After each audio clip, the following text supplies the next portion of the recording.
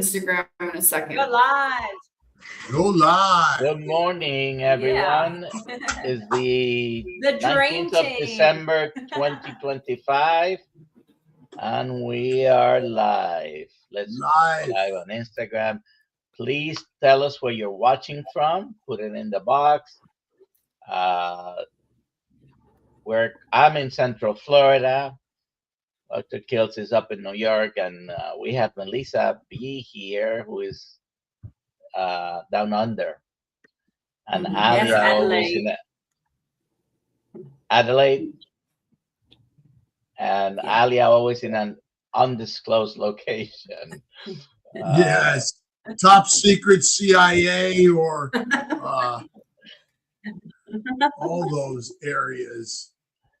So we're going to be talking a little bit with Melissa. Please put your questions in the chat box. Today is an anniversary for me. 41 years ago, graduated from medical school. Wow. Yeah. You're way older than I am. 41 years ago. Yes, if you say so. Yeah. I'm 40 years ago. Wow. So Dr. Nelson's ancient because he's 41. But me and Melissa are like 42, so I don't understand this math. Are we the same age, Alia? 42. I think so. I think we're both. Yeah, I think both 42. Good memory. Good memory. We're here to share the story around the globe, and we have Melissa Bay here today talking about her life adventure and how she managed to slip and fall into this crazy carnivore lifestyle. Yes. Melissa, yeah. Why'd you take it from that start? How about that? You're here to share. Well, I didn't quite fall into it. I had no other choice at the time when I was needing to go carnivore because I was training for a bodybuilding competition, a bikini bodybuilding competition. And I got sick about 6 weeks out. I was doing more of a keto preparation for the competition. And before that, I had done paleo, because of some health issues. And then can you hear me okay, Alia? Is the volume, all good? Yes, we can hear you. Making some faces, I'm just making sure. And so, I had learned a lot about what and how we eat impacts how we feel and our health. So I'd already understood that. And I did paleo, and then I had kids, and I went through a divorce, and ended up finding a coach who then put me onto keto, and I had amazing results with that. And from keto, I was training for this bikini competition, get sick, and lose about 3 weeks of my comp prep. And from there, I literally had nothing. I had to do as much as I could to, prepare to be on stage. And so, my coach said, you should try carnivore for the last 4 weeks, which is what I did. Helped me look incredible on the stage and did what it had to do for me aesthetically. But where the biggest impact for me was the experience in terms of how I felt. So yes, it made me look amazing, and it does make you look amazing, usually very vibrant, lean, healthy, helps, I built some amazing muscle. But how I felt was the key point for me, and I'd never felt better. And from there, I just decided to keep going. And so what exploded your desire to share it with the world and unpack it and unfold it through your experiences? Yes. So in the past, when I'd had my kind of initial health crash, I was 26 years old. And I remember coming out of that and saying, I was looking for information that others may be looking for too. And I love running events. I love community. I love bringing people together. And so I just I started running retreats and wellness days and live events and film screenings, keynote speakers. And I think, about a year or so after I went carnivore, I was seeing what was happening over in the US. And I think it's it's just such a surreal experience for me to be so connected with you all, because initially my vision was, like I saw KetoCon, which I think is now Hack Your Health, and I saw those events happening in the States, and I thought, there's nothing really happening in Australia. Maybe I can invite some people to come together and we can have an event here in Australia, which is exactly what I did last year in November.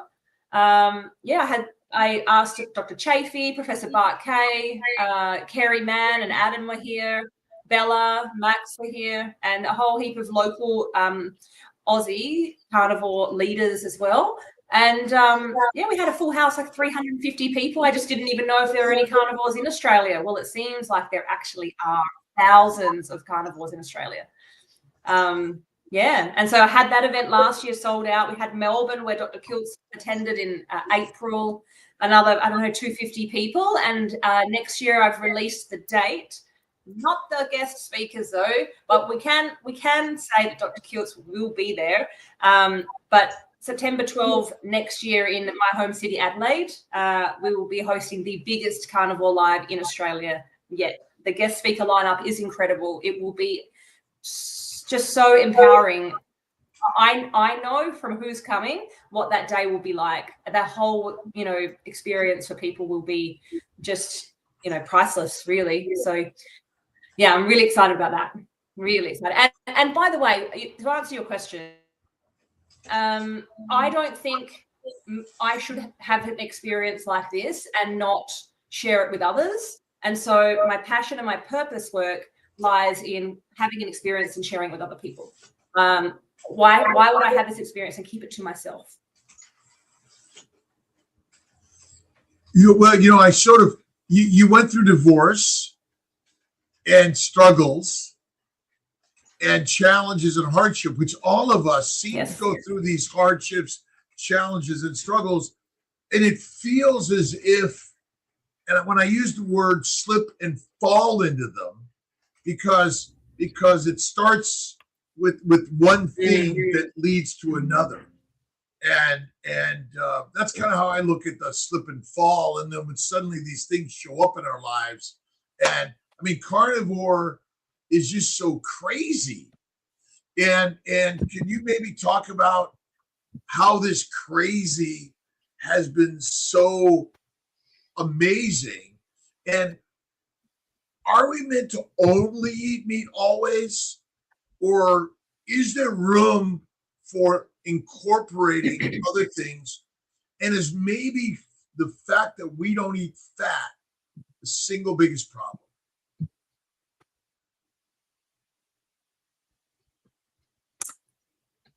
I'm missing a little bit of that question. Are you guys hearing, or are you hearing also like me? I can hear you. Are you guys hearing me clearly? Because I've had a lot of challenges.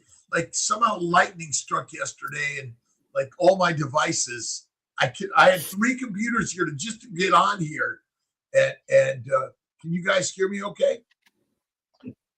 I can. I'm getting a little lag. Okay, it's because I'm so far away.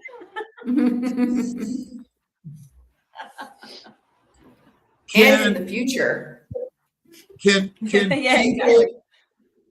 people in the keto world, by adding fatty meat, minimizing the plants, eating less frequently, get similar benefits as a start? Yeah, let me share so when I started my health journey, when I was 26 years old, I was diagnosed with tinnitus or tinnitus, however you want to say it. And back then I was eating standard American Australian diet, which was terrible, really terrible. I had no concept, I had no understanding of how what I was eating and drinking was and how it was impacting my health. And I had all these unrelated health issues. And at its worst, my ear starts ringing randomly in the middle of the day. I get vertigo and I'm diagnosed with a ringing in the ear. They say, will never go away. Here's a script for, 100 repeats of blood thinners and steroid nasal sprays. And you have to have this for the rest of your life, right? So at that point, my first step was removing all of those, processed foods, sugars, anything artificial. I also removed, wheat. At that time, I also did dairy, because paleo didn't really have much dairy, I don't think. So I had amazing results doing that kind of diet because I eliminated all the things that were really causing my inflammation and for my, my gut issues, my skin issues, so I think, I think you can definitely do something like paleo or keto because I had amazing results on keto. And yes, I was like a high protein keto girl, and that was working totally fine. I felt great. I felt amazing. My body was responding well. My health was responding well. Everything was totally fine. And yeah, of course, anyone can choose to live like that. It's up to you what you want to do. But for me, when I go to carnivore, it just takes things to the next level. The way I feel, the way I look, the way my stomach feels, like my energy, my vision, just it's a whole nother level. And I don't think there's a right or wrong for anyone. It's just what works best for them. And I've had the privilege, but I started on this journey because of a health issue. So I'm very grateful for that. But everyone can try it and see how it works for them. It might not work for them, but in most cases it does. So yeah, I truly just give everybody the power to make their own choices and have their own experiences. Do you think that the mindset and part of coming to these events like yours around the globe in person has a powerful mental clarity of these concepts, and it begins to build the mind? Because many of us fail because of our mindset that says we can't, or it's not right or hard. And so it's critical to join the communities and come to these events, especially if you're uncertain. Yeah, what I've noticed, and through my just so many conversations with people, is that firstly, they usually don't know where to start. They're really unsure where to start. And once they either do start or they think about it, they want to be around people who are doing the same. So for me, community is one of the most important parts of this journey. To be around other people who are doing what you're doing, who understand why you're doing it and are doing the same, is just so powerful for people, because often people feel very alone and isolated and misunderstood. It doesn't matter how vibrant, lean, healthy, happy, grateful, it doesn't matter about all those things. When people hear I eat only meat, some people just still don't get it, and they still don't think it's right. And that's up to them to choose how to feel and what to think. But when you're around people who are doing the same thing as you and totally understand the concept and are having their own experience, there's nothing more powerful than that. And I've often said, when I came to Meat Stock and I was around everybody over there, it just felt like home. It felt like being here at one of my events, because everybody feels the same, has the same energy, very caring and kind, and the community holds each other. And that's what my events are about. And I'm also about to build my own online community as well. That's going to launch early next year. So that's what people are seeking, I think. How long altogether have you been carnivore? I think I started 2022, and I probably did more, mostly carnivore into ketovore for the next year or two. So I would say, I don't know, past 3 years. And by the way, it's not to say that I don't sometimes have a little bit of salad if I'm out, or if my mum wants to feed me cucumber, it's a really Greek thing to do. But it's not something I choose to do. And most of 99% of my food is usually red meat and tallow. And how has that change your capacity to handle stress and energy levels? Well, I definitely feel that energy levels is one of the most common positive side effects of this lifestyle is having increased energy levels. I'm not sure if we can give a blanket statement to handling stress.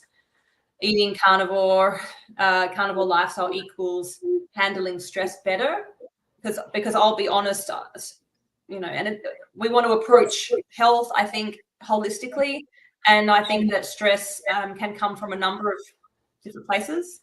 Yeah, and it's not just going to make you stress less. There's a lot of contributing factors to that, I think. Stress is critical and important for all life forms. No stress, no life. And if you add Christ to the carnivore lifestyle, amazing. And then motion and fitness. But only dead people have no stress and problems. No, it's a human experience, right? Yeah, it's art, it's life, it's messy. The universe created a big bang of mess, and it keeps on making more messes. But that's the beauty of life. I agree with you. I will be honest in saying, because I'm always very honest and authentic when I speak. I speak my truth. This year has been one of the biggest, most challenging years to manage nervous system and stress levels. And it had nothing, like my diet couldn't help that. My circumstances did, my experiences, but also it highlighted what I needed to work on. And I think you say that last part again? Carnivore can really support that journey. I can't even remember what I said because I was speaking from such depth. Do you have any spiritual practices or meditative practices that you've included in your life? Yeah, so my morning routine looks like waking up and I open all of the windows, all of the curtains, the front door, and I put some incense on, and I'll just kind of refresh the energy of the home.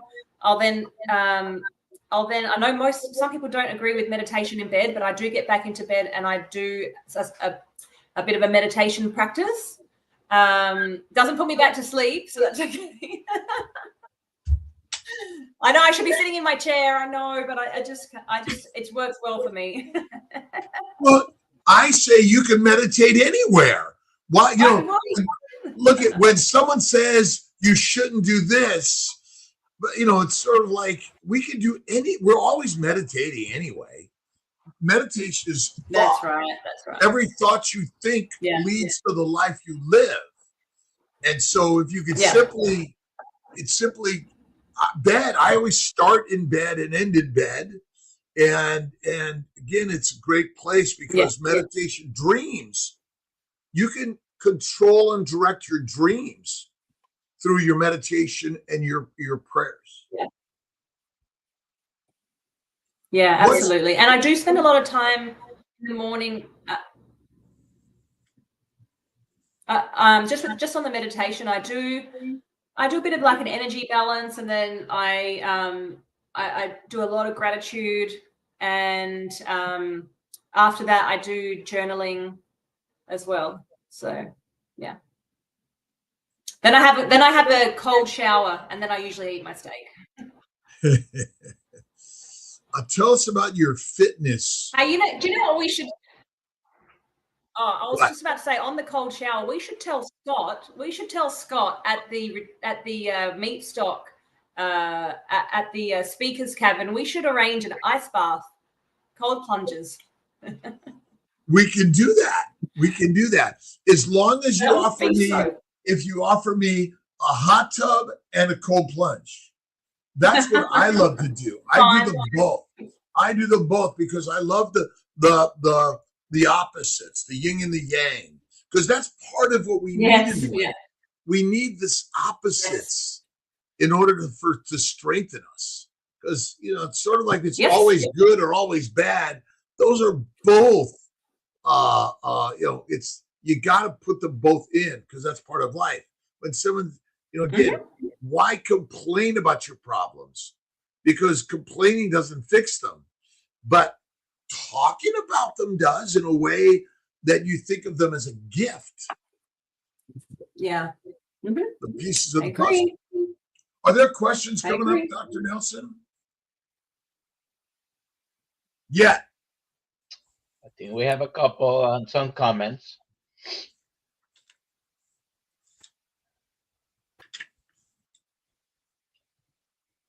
You want to go ahead with throwing some of those in? Let's see. So I can't see the questions.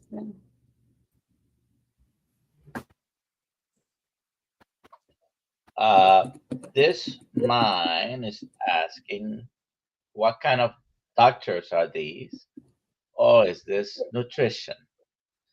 You want to answer that question, Dr. Kiltz? Well, let's see. I'm an OBGYN and a reproductive endocrinologist. Dr. Nelson is a family practice physician, and we're a metabolic health practitioner. And a metabolic health practitioner. We're all life practitioners, and Melissa's a life practitioner. Ollie's a life practitioner, and I maybe Melissa, you can answer this.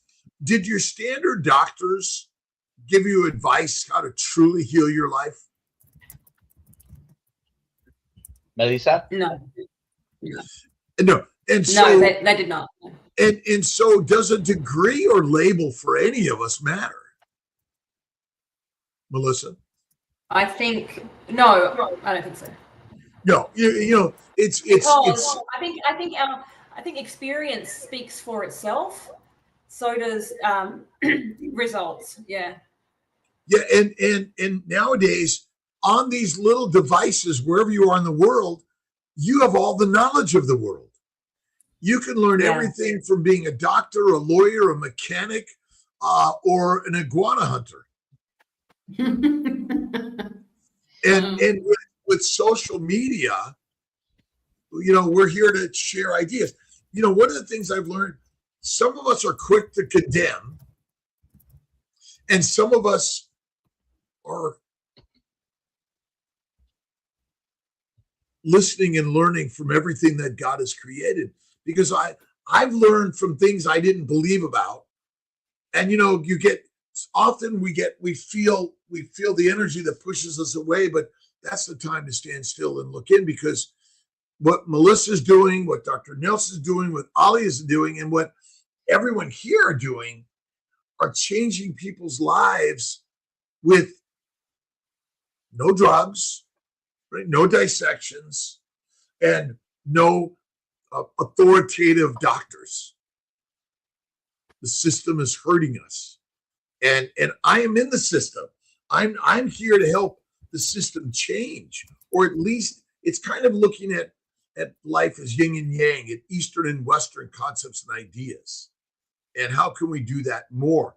We appreciate everyone stopping in and going to drkiltz.com, where we have Melissa there and Dr. Nelson there and Alia there, and links to everyone that we've learned from. Who are your initial sort of teachers out there that you really sort of focused on in order to gain your knowledge and then begin to dig in with your experience? Yeah. I can honestly thank my friend and coach, Anthony Fayez from the Lean 7. He honestly was the biggest influence on me throughout my initial journey into keto. And it was him who would make me sit and watch videos of yourself and Dr. Chafee and Dr. Baker and Bart Kay. We would watch a lot of Bart Kay. And I was the type of person that needed to be told something. Like I can't sit and watch those videos for very long. It kind of comes in and out. Anthony has a really great way of kind of telling you what's going on in a really easy to understand way. So he was the coach that said to me, you should try carnivore for the last 4 weeks. And then from there, I spent, a lot of time listening to, the doctors and Professor Bart Kay, and just learning and hearing people's stories. The stories are what really got me, all the different stories.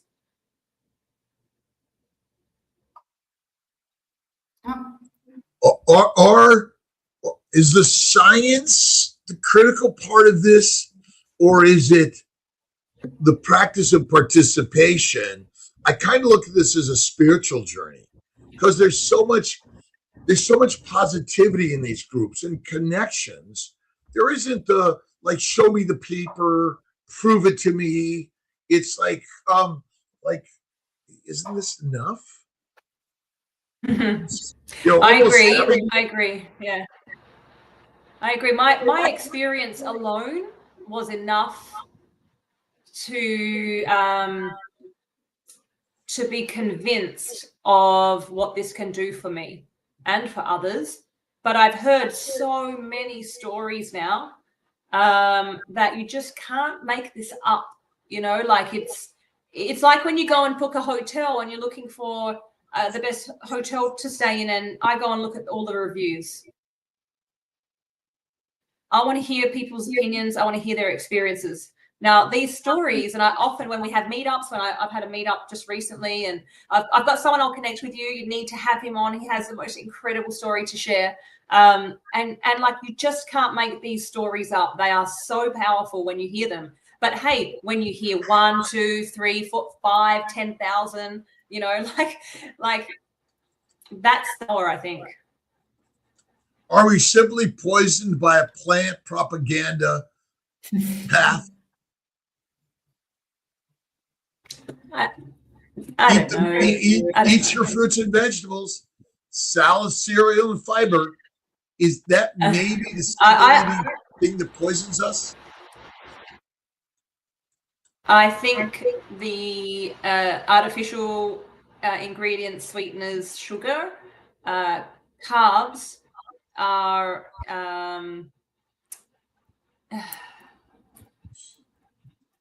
I think from my own experience, I was doing keto and I was doing really well, feeling amazing. So it's hard. All the carnivores would say, yes, the plants are causing a big problem, and they are. However, I think when you've got people like Sally Norton sharing important information about oxalates, you have to be decisive. You have to make your own decisions on what you have. Yeah, I know. But yet there is a truth to plants or live organisms. No organism wants to die, right? I mean, would you purposely really eat bacteria, yeast, and viruses thinking they're good for you? I think no. If they knew better, they would do better. So I think most people just don't know what they don't know. Yeah. And so, what's your purpose?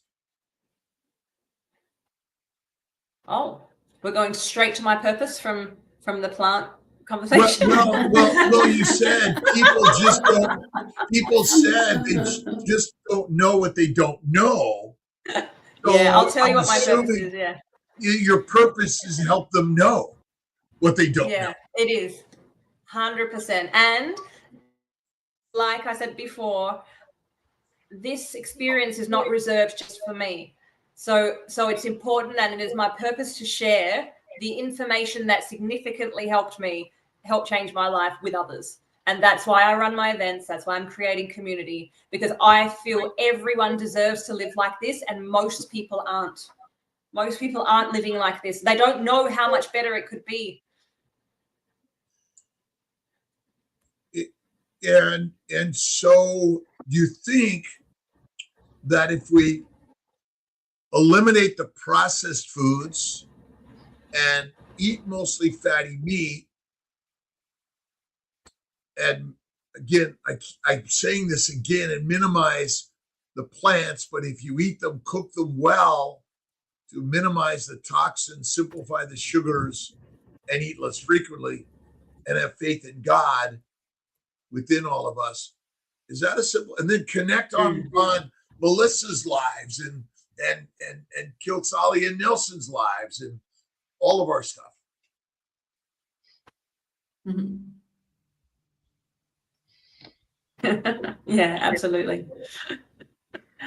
No, I agree. Community is everything. By the way, I think that makes this experience even more powerful when you bring people together. We had a meetup recently in a beautiful winery in the Adelaide Hills, and we didn't drink wine at the winery. They did a carnivore lunch for us.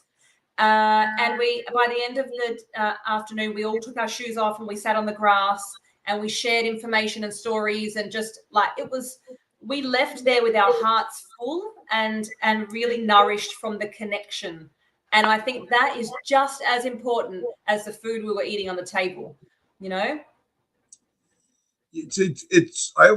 Life is through we are herd animals in our nature to connect with others and find common beliefs and connections. But ultimately, we want to hear a story. We want someone to tell us a story. Who's your favorite in the stories? I was going to say, in the stories, I think people, the storytelling helps others to connect that story with their own experience. That's why the stories are important.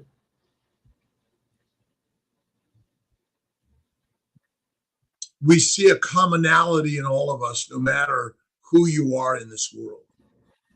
The documented stories. Yeah. Yes, absolutely. You just said who's the best storyteller? Who's your favorite storyteller in this world? Do you have one? Great question. Any books or movies or inspiring stories?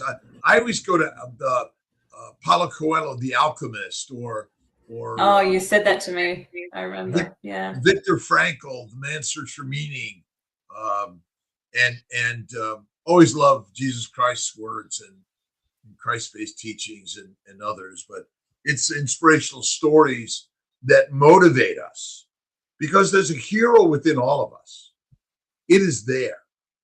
Nobody is any different in this world. Doesn't matter your money, your fame, your size, anything. All the same. Yeah. I agree. I just like to read anything that's inspiring and it inspires and empowers me to be better. I have from a really young age always been seeking knowledge and the sharing of stories, and a bit of a sponge when it comes to that kind of thing. And I like to learn and then apply it and learn and apply it. And so, when I get recommendations for books to read, or these days I love to just listen to a podcast while I'm driving, maybe in the hills. And I can't do books so much anymore, hard copies, because I often fall asleep when I'm reading. Well, then you got a little bit in, and then it's a good way to fall asleep. And so, I think I have both hard books, audible books, all sorts of, and telling stories are so critical and important in our life. But absolutely. I have the same.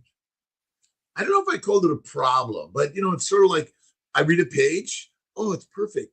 The next day I read a page. By the end of the year, I finish the book. Or in some days. What's this comment here, Dr. Nelson? Which comment is that? The one that's up. I was talking to a friend yesterday who said that you must have carbs for brain health. He said that the sheath covering of the brain is made out of carbohydrates. Thoughts? Well, it It is. I know Dr. Kiltz is going to talk about the glycocalyx.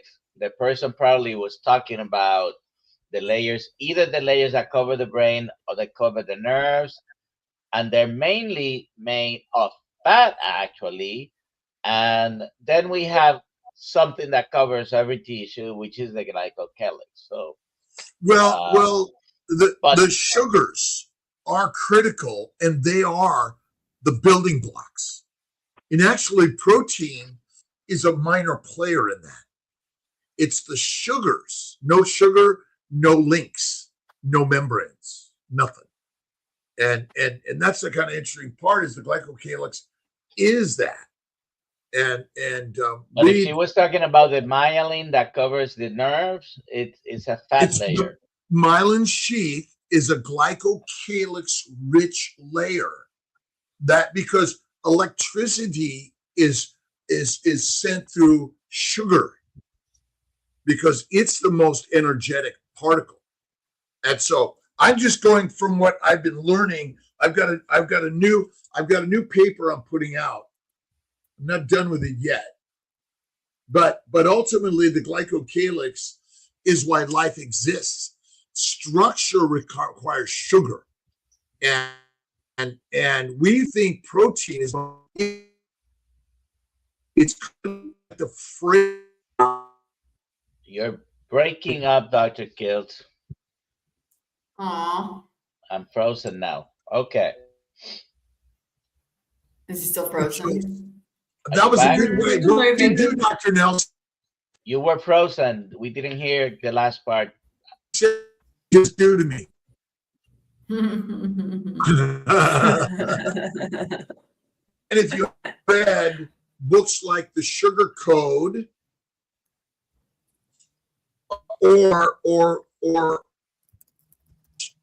including glyco, that is the scientist masterful. I don't know what's wrong with my thing.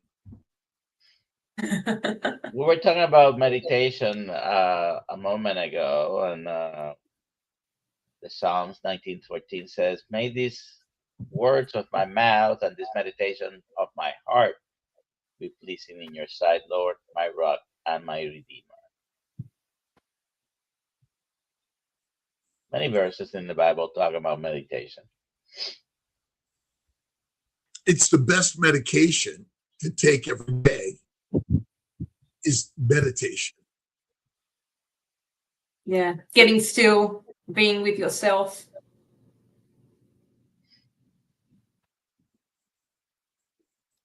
Chuck is asking, some people want to measure or check ketosis. Do you think it's important to measure, or can you sense when you are in ketosis without checking? That's for Melissa. I've never, ever checked in my whole experience. Never. So I can say I don't think it's super important because it hasn't impacted me either way. So yeah, that's my experience. I know a lot of people do. It seems to have to be more crucial on people who are trying to deal with certain problems, particularly central nervous system problems, like epilepsy, for example, any brain-related issues, cancer as well. So some people like to keep track, especially if they're trying to reverse those problems. Dr. Kiltz is back. Well, let's see. So testing is never required. It might be a little entertainment for us, but it's just play, and it's not required. Do the work. The outcome will happen. Good. Faith is always first. Val Perry, 89. I was talking to a friend yesterday. Oh, we talked about that one already. Done. Yes. It's done. Next question. Myth 9 788. What advice would you give to a patient who has a lung nodule and norm cystic anemia? Normal cystic anemia. All right. Well, Dr. Nelson. Well, let's go with Melissa first. I was going to say the same thing. What do you think, Melissa? I have no comment on that. Well, eat fatty meat and eat organ meats. I think they're great. And it sounds to me, I mean, tumors are caused by sugars, even though sugar is important for structure and communication, not energy. Can I ask, because there's been a lot of discussion recently in amongst the community I've been in, and they're talking a lot more about mitochondria health, our circadian rhythm, red light therapy, like grounding. For something like this, I wonder, is food the only answer? Or I believe, again, holistic approach. So yes, we change our food, we work on mindset, and we move, but then there are other modalities that can help us even further. I think meditation, prayer, get out in nature is simple, and eating a fatty meat less frequently, get the majority of the plants out of your life, because they turn out to be the fermenters and they contain the toxins. But I think when we talk about mitochondrial health, we're forgetting about all the other nanomotors and the post-translational modification in the DNA damage that I think is more than mitochondrial damage, because our problem is not making ATP. Our problem is toxicity to the mechanisms. Like our car has plenty of gasoline in it, but it's breaking down. And so I don't think ATP and the mitochondria are a problem. I think it's related to post-translational modification damage and other nanomotor damage that's caused by foreign sugars, glycans, and fermentation.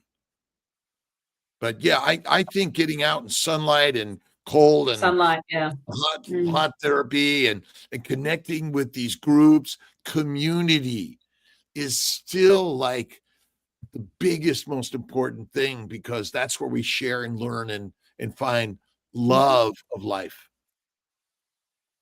Absolutely.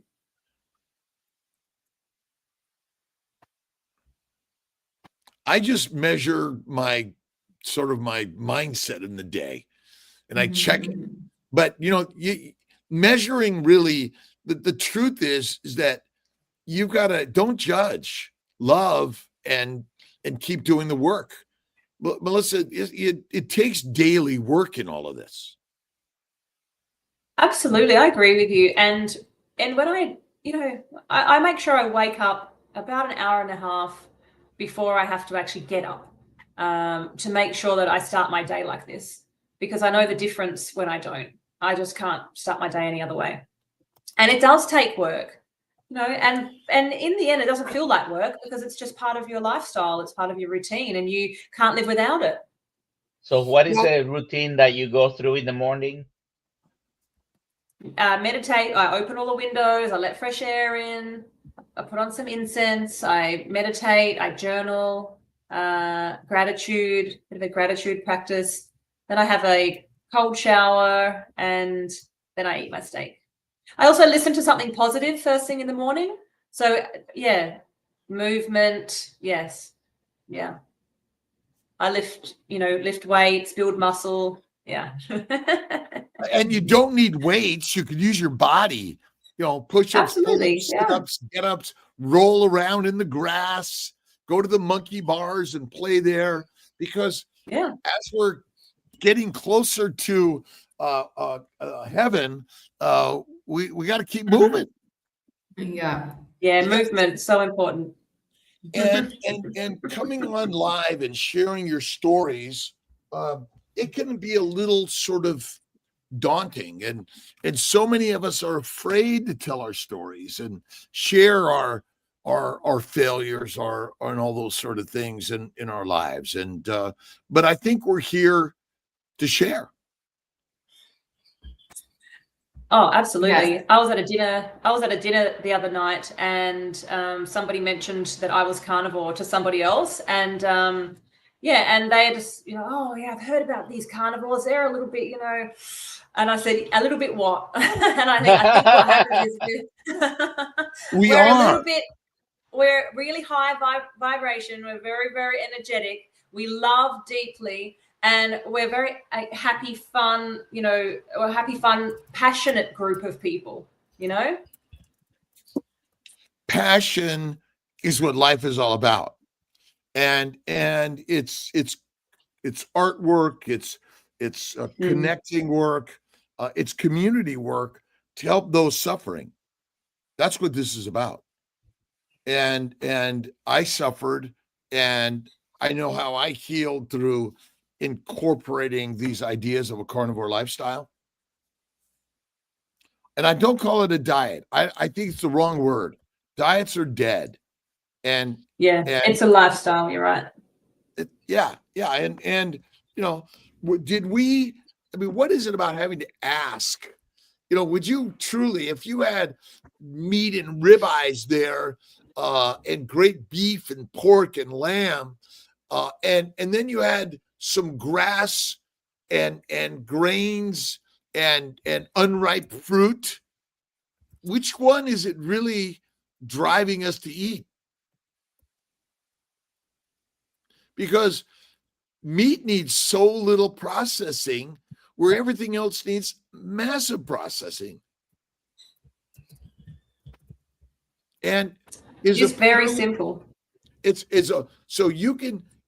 Which is healthier to eat all the time, raw meat or raw plants? Well, raw meat, I assume. Yeah. Right. And so we likely evolved. Do you eat raw, Melissa?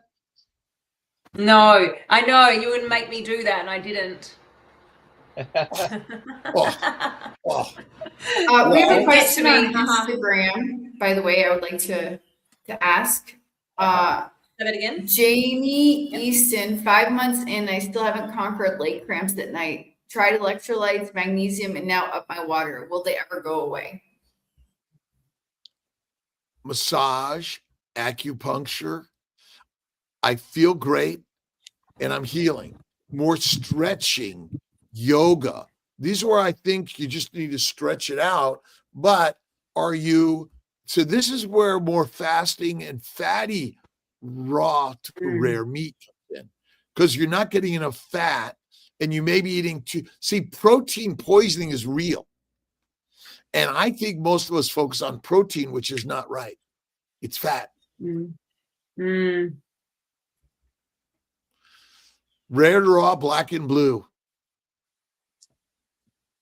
We love raw. I mean, again, where's the recipe how to cook and eat this? Like, what animal is confused? Genghis Khan's men ate raw meat. And drink horse's blood.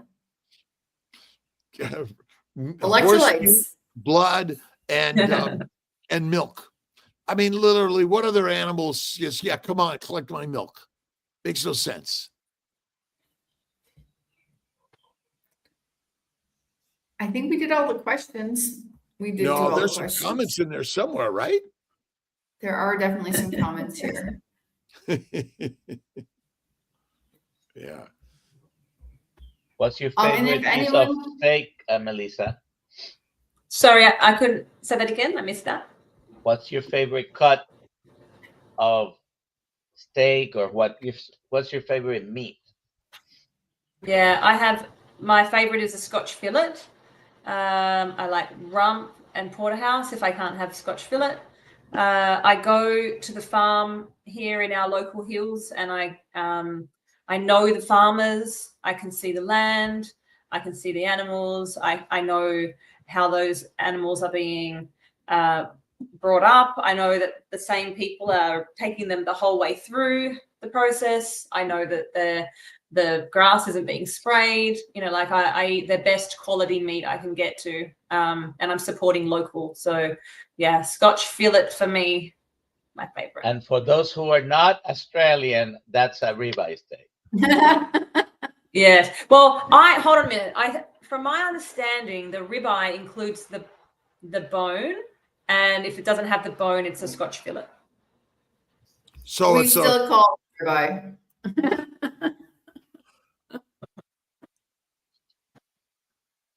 Yeah, Yeah. Great. And what's your temperature you like it? Oh, I just fry it on the pan usually.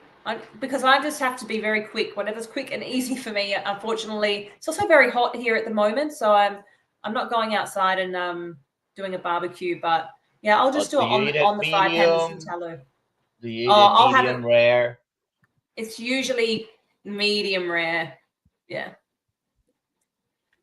Melissa, you have two boys, right? You have two boys. I've got a boy and a girl. A boy and a girl. And how do they eat? Look, this is an interesting conversation, and it's not as easy as saying you're the mother, you feed them, you buy the food, you feed them. Yes, that's true. I am the mother, I do buy their food. However, my kids are also not with me all the time, so I can't control all the food they're eating.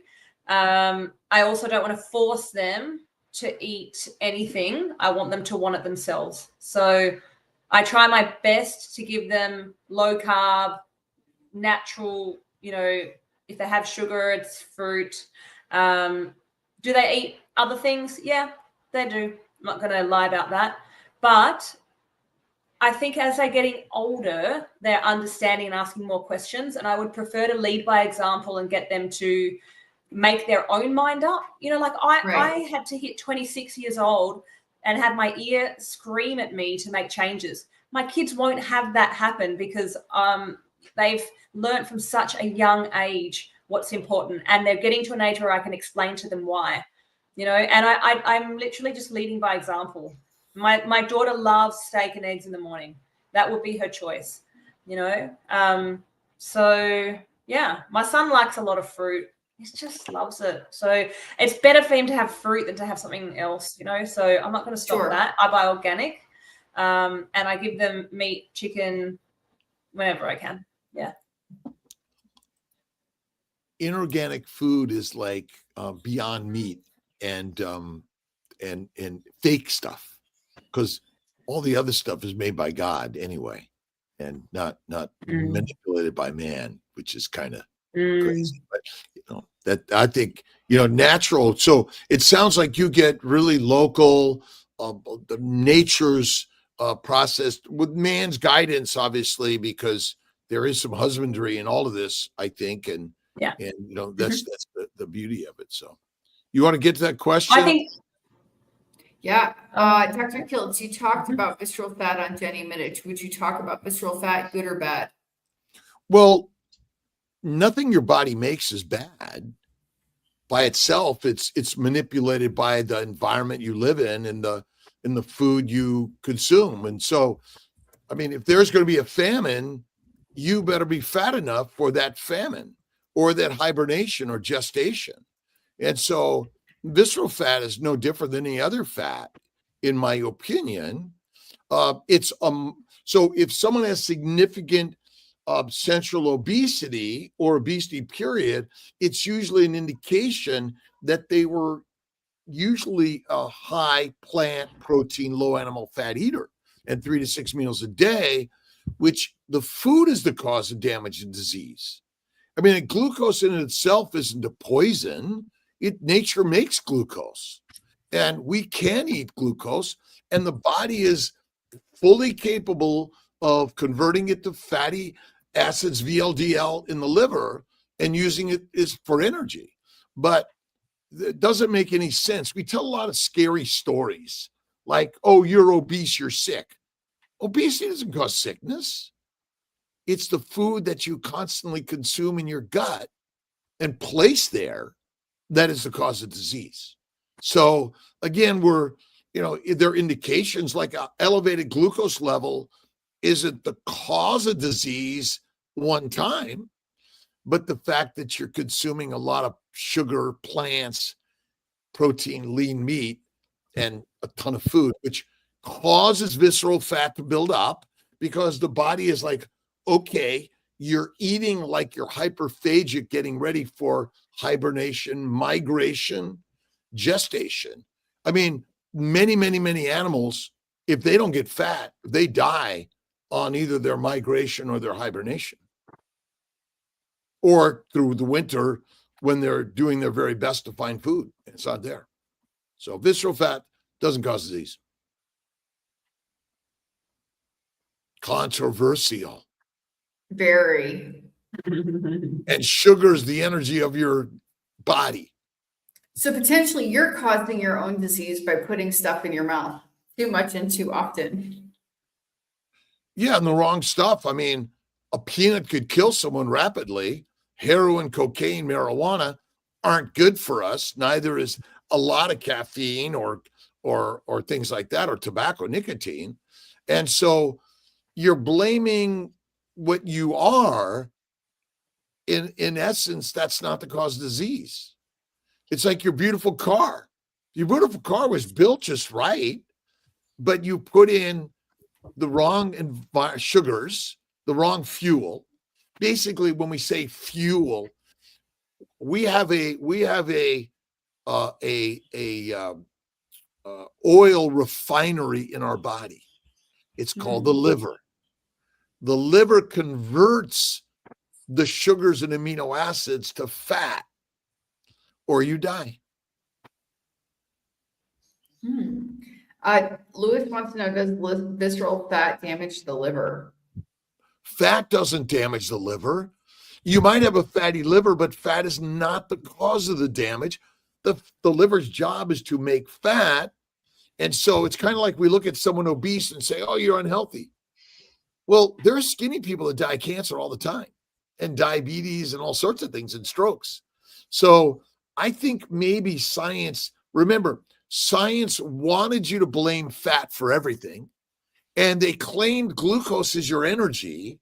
The scientists that wrote the science are the same scientists today as yesterday that want to make money, be famous, do all the same things, have a mate and build a family, get into trouble. Visceral fat and fat doesn't cause anything damage-wise. Melissa, where can we find you? I mostly live on Instagram, so I'm at Melissa BEE.au. I also am on Facebook as Melissa B as well, .au.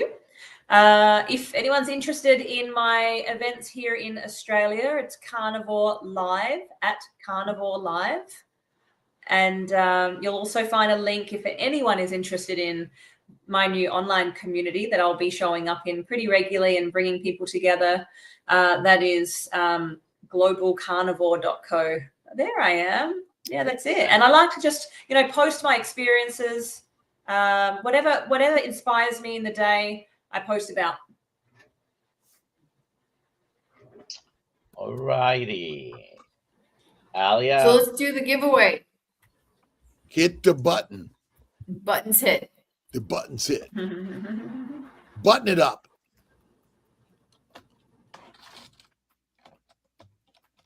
Teach you magic, man, Leo. Yeah, please email me. You know what to do. Awesome. In fact, we'll do another one. We'll do one more. We're giving away the Kiltz Health Winter Digest. Let's see. Who else is going to win one? I go for Dr. Kiltz. Linnea 74. Okay, please email me, Alia at Dr. Kiltz, with your address, name, and we will get that sent to you. Congratulations. There you go. Congratulations. Thank you so much for having me on. Sure. You do have a YouTube channel, but you don't do a lot of. No, I don't. No, look, my focus really is the big event. It's a big thing, bringing together, 9 keynote speakers for next year, September 12th, Adelaide, Australia. It's a big thing to organize an event like that, even though it's once a year. So that's my primary focus, as well as the new online community, and just showing up every day on my Instagram and sharing some kind of knowledge, experience, information with people. Yeah. Awesome. We so appreciate you, Melissa. You have such sparkle and energy, and keep on your purpose and passion. And we love you. Thank you, everyone, for being here. Love you too. Love you all. Thanks, everybody. Bye. Thank you. See you next time.